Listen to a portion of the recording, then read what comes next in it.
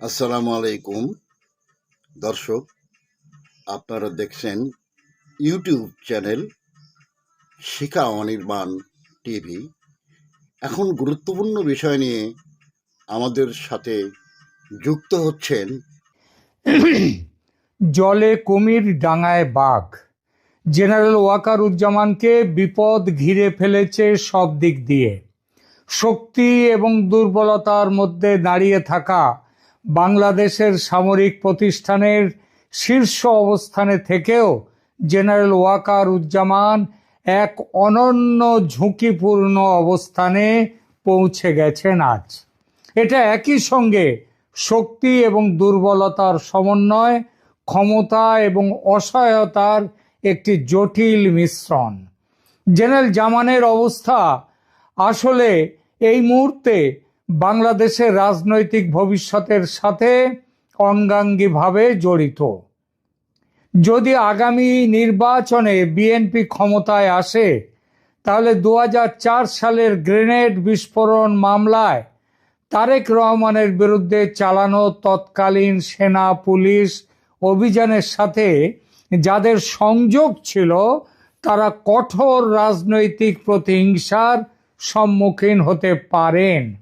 বেশ কিছু রাজনৈতিক ব্যক্তিত্ব ও সেনা অফিসার যারা গ্রেনেড হামলার পরবর্তী অধ্যায়ের সঙ্গে পরিচিত, তারা ব্যক্তিগত আলাপচারিতায় আমাকে জানিয়েছেন, গ্রেনেড হামলায় অভিযুক্ত তারেক রহমানকে সেনা পুলিশ গ্রেপ্তার করে। গ্রেপ্তারের পর তার পা ওপরে বেঁধে ঝুলিয়ে, মাথা নিচের দিকে ঝুলিয়ে এমন পালিশ করেছিল তাকে যে তারেক রহমানের মেরুদণ্ডের হাড় ভেঙে যায়। চিকিৎসার জন্যে তাকে লন্ডনে নিয়ে যেতে হয়। হেঁটে বিমানে ওঠার ক্ষমতা ছিল না তার। এই পালিশ করার কাজে নেতৃত্ব দেন আজকের জেনারেল ওয়াকারুজ্জামান। তখন তিনি জুনিয়র অফিসার।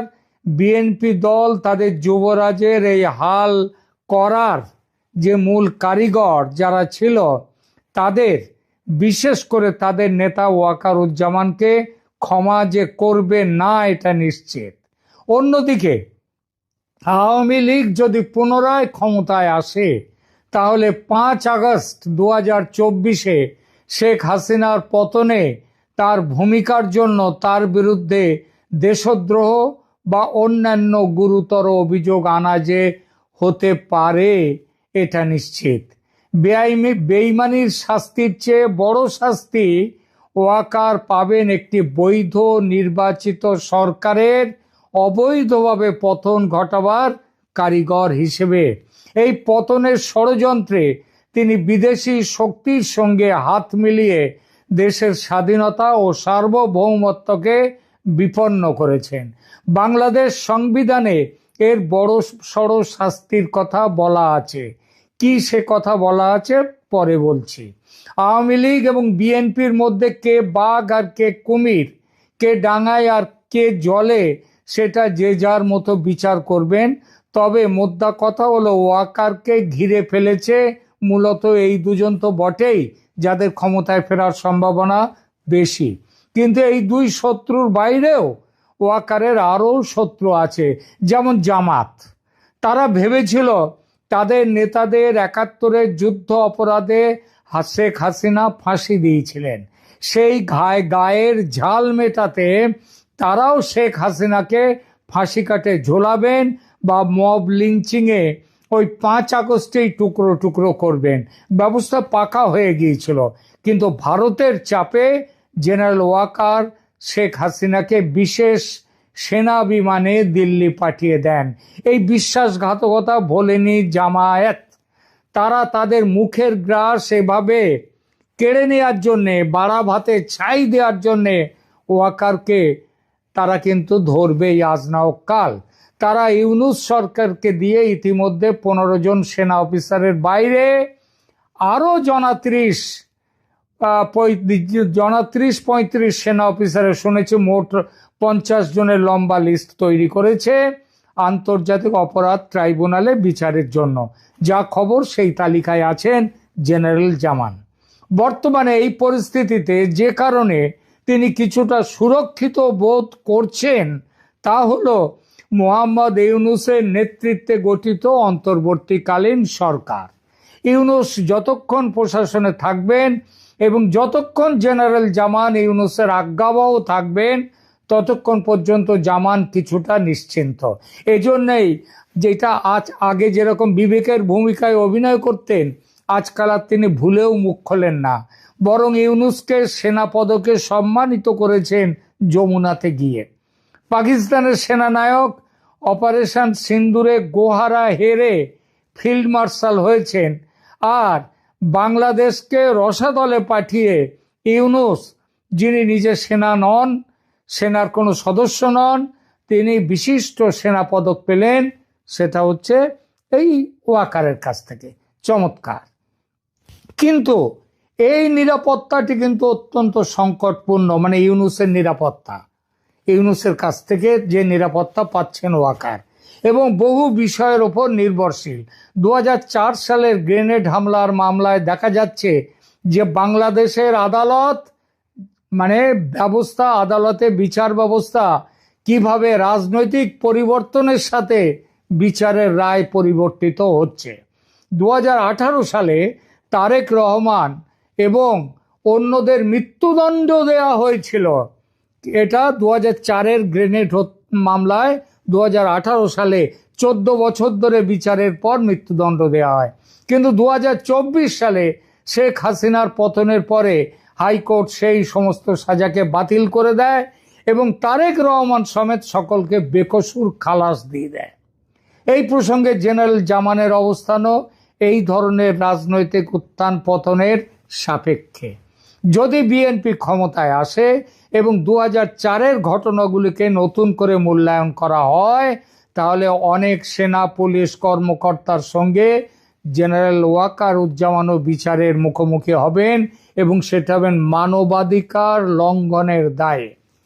আমার আগেই বলেছি, 5 আগস্টে রাইফেল নামিয়ে রেখে নির্বাচিত সরকারের পতন ঘটাবার দায় একান্তভাবে ওয়াকারুজ্জামানের ওপর পড়ে। যাবেন কোথায়? ওই যে বলেছি না, জলে কুমির ডাঙায় বাঘ। একদিকে ইউনূস প্রশাসনের স্থায়িত্ব নিয়ে প্রবল অনিশ্চয়তা, অন্যদিকে বর্তমান ইউনূস সরকার ইতিমধ্যে 15 জন সিনিয়র সেনা অফিসারের বিরুদ্ধে আন্তর্জাতিক অপরাধ ট্রাইব্যুনালে গ্রেপ্তারি পরোয়ানা জারি করেছে, যারা শেখ হাসিনার আমলের মানবাধিকার লঙ্ঘনের নানান অভিযোগে অভিযুক্ত। জেনারেল জামান এটা আটকাতে অনেক তদবির করেও ব্যর্থ। ইউনূস সরকারের এই পদক্ষেপ পরিষ্কারভাবে দেখায় যে ইউনূস সরকার সামরিক প্রতিষ্ঠানের বিরুদ্ধেও কঠোর অবস্থান নিতে প্রস্তুত। তবে বর্তমান পর্যায়ে জেনারেল জামানকে সরাসরি লক্ষ্য করা হয়নি, এখনো তাকে দয়া দেখানো হচ্ছে। কিন্তু ওই মে মাসের জ্বালাময়ী হুমকি ধমকির, গত মে মাসে যেটা তিনি দিয়েছিলেন অফিসার্স অ্যাড্রেসে সেনানিবাস থেকে, সার বিন্দুমাত্র এখন যদি ওয়াকার দেখান, তিনি অভিযুক্ত হবেন সঙ্গে সঙ্গে। আর অভিযুক্ত হলেই নতুন আইনে জেনারেলের চাকরিও নট হয়ে যাবে। সার্কাসের ট্র্যাপিজের খেলা দেখেছেন, সেই খেলা খেলছেন জেনারেল জামান। আর এই খেলা খেলতে গিয়ে তিনি নিজের নাক কেটেছেন, সেই সঙ্গে দেশপ্রেমিক সেনাবাহিনীর নাক বলতেও আর কিছু রাখছেন না। ইউনূসের চেলা চামুন্ডারা দিন রাত খিস্তির বন্যা বইয়ে দিচ্ছে ওয়াকারের নামে, সেনার নামে, তাকে কুকুর বলে গালি দিচ্ছে, এই সমস্ত কিছু। কিন্তু এসব সত্ত্বেও ওয়াকারুজ্জামান তিনি কি করছেন? সকলকে বেকসুর খালাস দিয়ে দিচ্ছেন, বলছেন যে এরা তো বাচ্চা ছেলে। তিনি ওই যে বললাম যে কথাটা বলছেন, পৃথিবীতে এমন দ্বিতীয় কোনো দেশ পাবেন না যার আর্মি চিফ এতটা দুর্বল, এতটা আত্মমর্যাদাহীন। একটু পুরনো দিনের বাংলায় একটু গালাগাল হয়, তাহলেও বলতে বাধ্য হচ্ছি কথাটা। সেটা হচ্ছে ওয়াকারুজ্জামান এতটা ধ্বজভঙ্গ সেনাপ্রধান হতে পারে, সেটা কেউ ভাবা যায়নি। জেনারেল জামান ইউনূস সরকারের সাথে সহযোগিতা করছেন ক্ষমতা ধরে রাখার জন্যে। অপরাধীর কাঠগড়ায় যাতে না দাঁড়াতে হয় তার জন্য। ইউনূস প্রশাসনের সাথে তার সম্পর্ক খারাপ হলে তার অবস্থান দুর্বল হয়ে যাবে। কোনো জেনারেল যে এমন দুর্বল মেরুদণ্ডের হতে পারে, ভারতের সেনা কর্তৃপক্ষ সেটা আন্দাজও করতে পারেনি। পারলে এই লোকটার পেছনে এত সময় ও শ্রম ব্যয় করত না। কমাস আগে মধ্য আফ্রিকা সফর সেরে ফেরার সময় সামরিক অভ্যুত্থান থেকে তাকে বাঁচাতো না ভারতের গোয়েন্দারা। বাংলাদেশের মিলিটারি ইতিহাসে এমন অনেক ঘটনা রয়েছে যেখানে সেনা নেতৃত্ব রাজনৈতিক পরিবর্তনের সময় বিপদে পড়েছে। 1975 সালের পরবর্তী সেনা অভ্যুত্থান থেকে শুরু করে 1-11 সরকারের সময় পর্যন্ত সামরিক প্রশাসন সবসময় পরবর্তী সরকারের দৃষ্টিকোণ থেকে বিচারের মুখে পড়েছে। জামানের ক্ষেত্রে এই ঐতিহাসিক প্যাটার্ন একটি বড় হুমকি। জেনারেল জামানের ভবিষ্যৎ এখন 3টি মূল ফ্যাক্টরের ওপর নির্ভর করছে। প্রথমত, ফেব্রুয়ারি 2026-এ পরিকল্পিত নির্বাচনের ফলাফল এবং কোন রাজনৈতিক দল ক্ষমতায় আসে তার উপর। আবার সেই রাজনৈতিক দল তাকে ক্ষমা করবে কিনা। খবর আছে ওয়াকার হাসিনার সঙ্গে যোগাযোগ করেছেন, কথা বলেছেন। এই জন্যই শেখ হাসিনা তার পতনের পেছনে ওয়াকার উজ্জামানের ভূমিকা নিয়ে যে সাক্ষাৎকারগুলো বর্তমানে কিছুদিন ধরে দিচ্ছেন, তার কোথাও এই সেনার ভূমিকা, ওয়াকার উজ্জামানের ভূমিকা নিয়ে আজকাল কিছু বলছেন না। দ্বিতীয়ত, ইউনূস প্রশাসনের স্থায়িত্ব এবং তার আন্তর্জাতিক অবস্থান। ইউনূস যতদিন ক্ষমতায় থাকবে তার তাবেদারি করে ওয়াকার ক্ষমতায় থাকবে।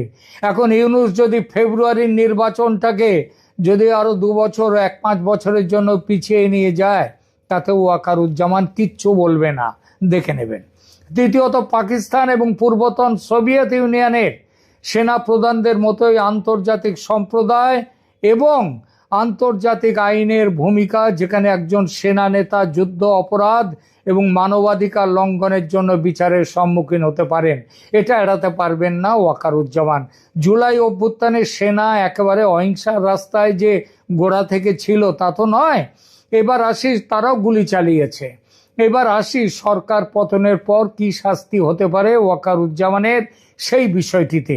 ইউনূস আমলের বর্তমান ট্রাইব্যুনাল থাকলে জামাত যে শাস্তি দিতে চাইবে সেটাই হবে।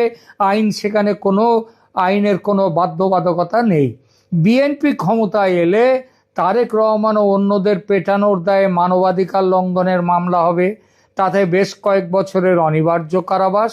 আর আওয়ামী লীগ ক্ষমতায় এলে শেখ হাসিনা আবার প্রধানমন্ত্রী হবেন, নির্বাচিত না হলেও পরেও নির্বাচনে দাঁড়ানো যায়।